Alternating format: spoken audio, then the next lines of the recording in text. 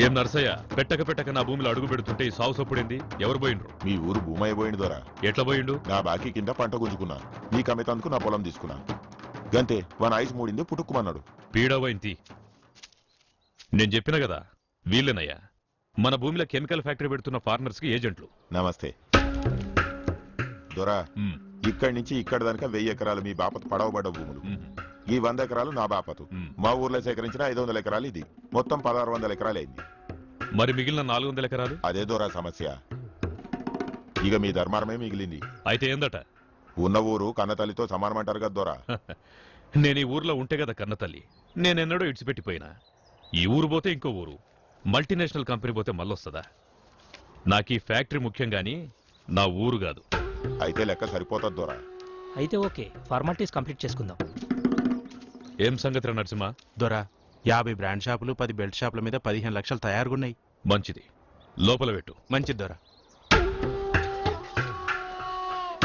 నర్సయ్య దొరా, ఇది నా హోమ్ మినిస్టర్ గిరికి పరువు పలుకుబడులకు సంబంధించిన విషయం. భూముల రిజిస్ట్రేషన్ పనులు జల్ది గాని, జాగ్రత్త.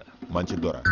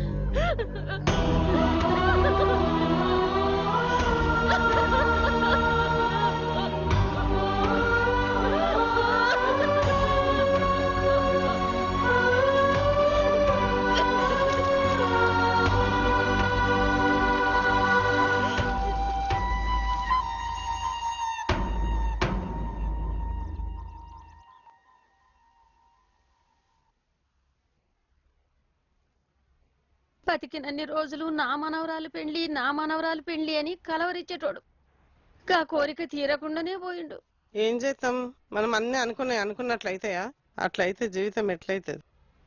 మేమున్నాం కదా బిడ్డ, నువ్వు రంది పడకు. గిసువంటి అప్పుడు ఇంట్లో శుభకార్యం జరిగితే మంచిదంటారు కదా. మళ్ళానా చెల్లెగ్గా సంబంధం చూడు బిడ్డ. చూడు చెల్లె, నువ్వు ఇంటి దానివైతే మన తాత ఆత్మ కూడా శాంతిస్తుంది.